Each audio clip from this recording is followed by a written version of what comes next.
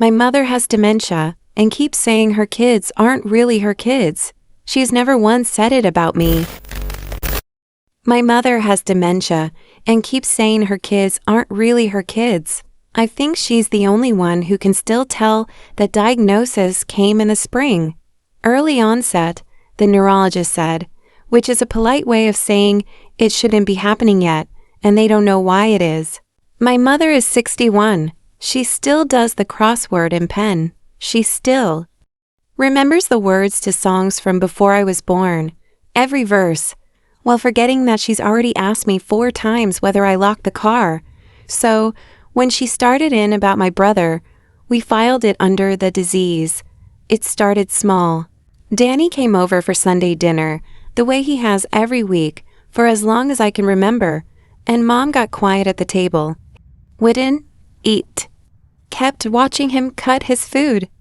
After he left, she grabbed my arm in the kitchen, hard enough to leave marks, and she said, "That's not Denny." I told her of course it was. She'd known him for 34 years.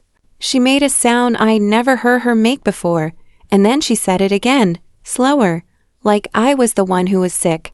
"That is not my son." The neurologist had a word for it, capgras.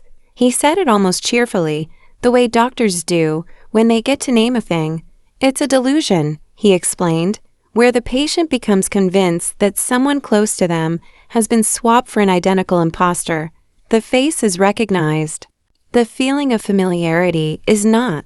The wiring that says asterisk this is someone I love asterisk gets cut, and the brain, hating a gap, fills it with the only explanation that fits. Stranger, copy, imposter.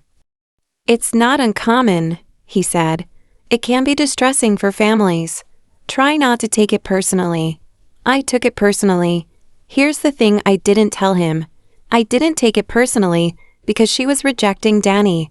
I took it personally because of who she. Asterisk was an asterisk rejecting. She never said it about me. Through all of I. And it got bad. It got so bad, and she clung to me. When the home health aide came, Mom screamed that the woman was wearing somebody else's face. When my aunt visited, Mom wouldn't be in the same room. When Danny brought his kids, my mother, who used to keep a drawer of Werther's just for those grandbabies, looked at them like livestock and asked me quietly where the real ones were kept. But me, she knew. Me, she pulled close. Me, she whispered to. I let myself feel good about that. You want to know the ugly truth? That's it. My mother was drowning and grabbing at strangers, and I felt asterisk chose an asterisk, because the one face her broken brain still trusted was mine. I told myself it meant our bond was the deepest. I told myself love like ours was load-bearing, was the last wall standing.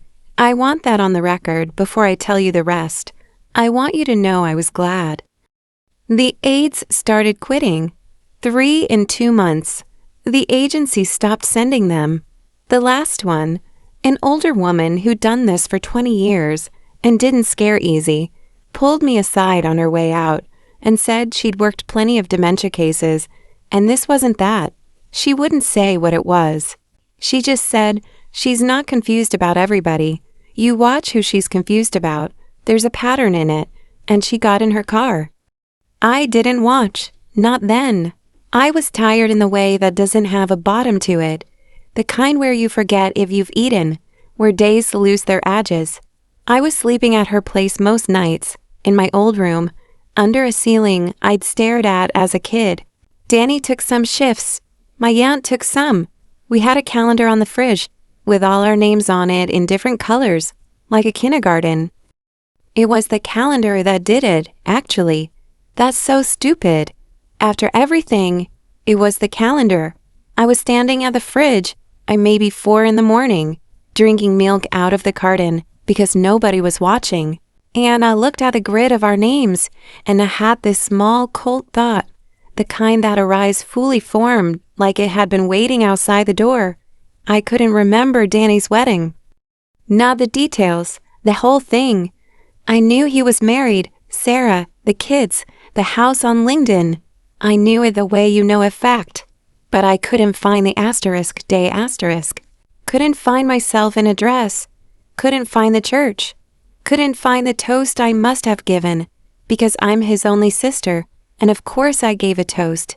There was a smooth place where the memory should be, like a scar that's healed so completely, you forget there was ever a wound. I told myself I was exhausted. People forget weddings, but I started checking, and the more I checked, the worse it got, because the gaps weren't random, they were load-bearing. I could remember the brand of cigarettes my father smoked, 20 years dead, but not my brother's face. At our mother's 50th, I could remember the smell of the lake house, but not who was in the boat. Every memory with Danny in it had this quality, like a photograph someone had described to me very well, detailed, secondhand, inhabited by no one. I went and sat on the edge of my mother's bed. She was awake. She often was. At night, the disease took her clog first. I asked her, and I felt insane asking it, but still, I asked her when she'd first noticed Danny wasn't Danny. She didn't treat it like a crazy question. That's what I'll never forget. She'd been treated like a crazy person for months by every person who loved her. And when I finally asked her straight, she answered me straight, lucid as the day she taught me to drive. After the hospital, she said, when he came home from the hospital, he came home and he was wearing Danny, but he wasn't Danny anymore. None of them were. They all went somewhere, and they all came back wrong, and everybody just kept on like they didn't notice. Like I was the crazy one. She looked at the dark window. It took your aunt next, then the babies, one at a time. And every time it happened, the ones who'd already turned would smile at me and tell me I was confused. My mouth was dry. I asked her why she was telling me all this, why she trusted me with it when she didn't trust anyone, and my mother looked at me with so much love, so much tired, ruined, bottomless love.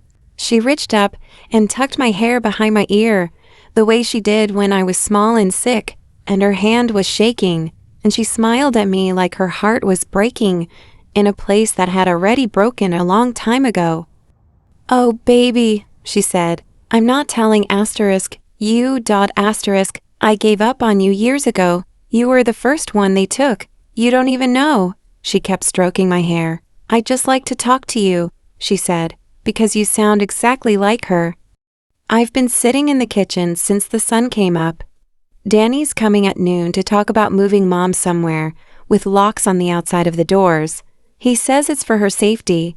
He keeps saying that, asterisk her safety, asterisk in a voice I'm only now hearing, right? And I've been trying for 6 hours to remember one single thing from my own childhood that nobody ever told me about. One memory that's just mine. From the inside, I can't find one.